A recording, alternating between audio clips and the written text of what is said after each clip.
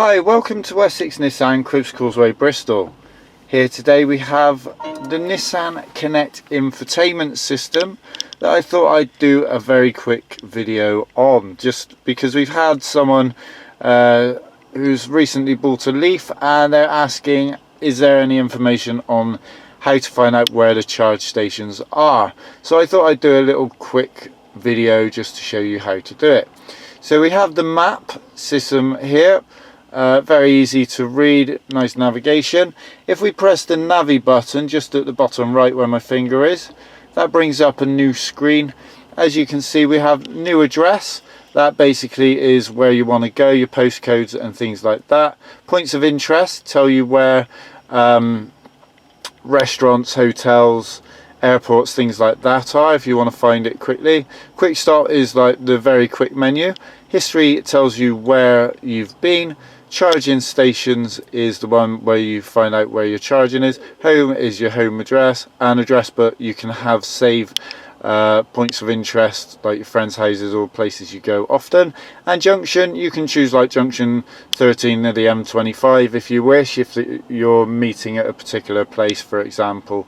There are extra ones as well, like motorway entrance and exits, your longitude and latitude, so you actually know your GPS coordinates, store routes, route planner, so you can plan a specific route with waypoints, or Google Sense of Car, so you can actually connect your smartphone, find out your Google before you leave, like on Google Maps, and then send it to the car and it will update to where you are and save the route options. So anyway, we'll go to the quickest way to find out whereabouts charging places are, and that is with the quick stop menu. And here you have obviously the charging stations, restaurants, car parks, etc. So we hit the charging stations and that brings up all of the local charging stations to where you are at any moment in time. So you can scan through it, see where you are, or see roughly where you want to be and see if it's in the list. If that's not better, you've got other options, so you can find out if they're open 24 hours, or you can select the type of charger that they've got depending on what you've got. If we go back out of there, we'll go out. That was the quick stop, so dead easy, quick charging, boom. So if you're in a rush and you're like, oh, I'm a bit low on juice, let's find somewhere and park up, job done. That's the easiest way to find it. Say you'll go in, we'll go back out here, sorry. You have the charging stations at the top. That brings up the top one near current location. That's exactly the same on the quick menu, so you've got all the same options, etc. It just saves you that one extra click. It's basically the same kind of click. You go to that. You can also near scroll position, so you can scroll around on the screen, pick a place, hit OK, and then that'll bring up the local ones as well, which are pretty much the same because I haven't scrolled very far. Or say you're going on holiday or you're going traveling somewhere, you could put in, say, Exeter, Devon, go OK, and then it has shown me all the ones around Exeter. Or on the same basis, you could type in, say, Liverpool, just off the top of my head. You got Liverpool, Merseyside, Liverpool Airport, so we could just hit Liverpool Airport for the sake of this exercise, and it comes up with all of the local ones to there. Try somewhere else. It's just a case of going back through the things. We could hit Gloucester, which is a little bit closer. Hit Gloucester, boom, okay, there we go, we got plenty more yet again. You also have the button, these are just dead easy go back buttons at the top left.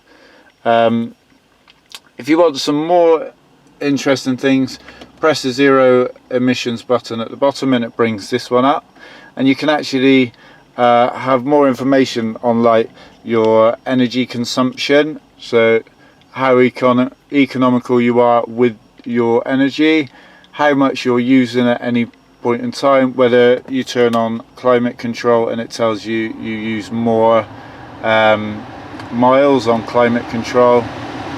I'll turn that back off then. and it gives you an update at the time. It doesn't actually use that much more to have aircon on, to be honest. We have the driving range, which is really good, not going golfing, but it lets you know how far you can get on the charge and how many places that you can charge within that. And as you can see, there's a lot of charging points around the country, so having an electric vehicle isn't the worry it once was, and is actually extremely beneficial if you've got using it to commute to and from work, for example. Nearby stations again is the one that we were on just now. You can access it from a different place.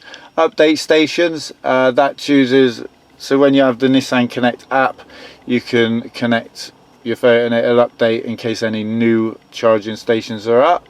Charging timer, you can actually set your timer so that when you plug it in at home, you can have it charging at the most economical time for you at home. If it's cheaper to charge it overnight between specific hours, you can actually specify that and edit the schedule, which is really good. We also have the climate control timer, so say you finish work here like at 6 o'clock, you can set the timer to come on at 10 to 6 to cool the car down with your air conditioning before you actually get in the car if it's a nice hot day. NissanConnect services, that's for your NissanConnect app. I'll come on to that in a second. And we also have the zero emissions settings, so it can email you notifications and warning messages and things like that. So your phone really does connect with the vehicle for when you're out, because you can also use your Bluetooth for all of your phone book call history, as well as your audio. Is running music from my phone right now, actually, because it's connected. So I'll quickly just swing down to this. I'll switch my phone on, and we have the Nissan Zero Emissions EV app. You just click that. Unfortunately, I don't have a vehicle myself, so I'm just using a demo, but just to run through it, it tells you how many miles you've got with your air conditioning on and with it off, how your state of charge is, whether it's full or empty, and whether it's on charge or not being charged.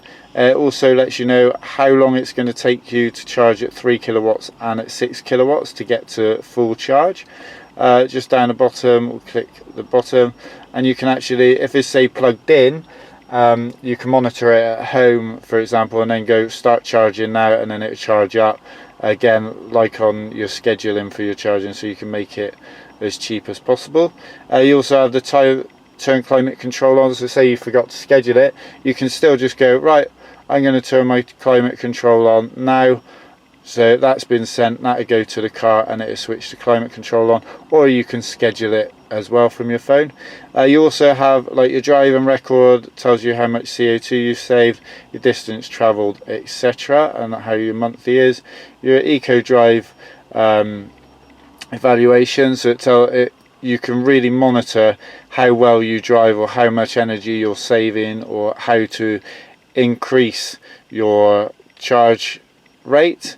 And then it tells you how much you've used, how much you've used in electric, and how much you've actually saved. You can change the rate per electric, so there's plenty that goes on with this, and you can also have the route as well. Well, that's pretty much it for the NissanConnect system, as well as the NissanConnect Zero Emissions app. So yeah, if there is any more questions you have, just pop into the dealership and one of our sales team will be happy to demonstrate it further and run you through everything else with it. Well, thank you very much for watching this video, and we'll see you soon. I hope it was it had a lot of information and was very helpful to you. Please leave a note in the comments below if you did find this extremely useful, and give us a thumbs up. Thank you very much. Goodbye.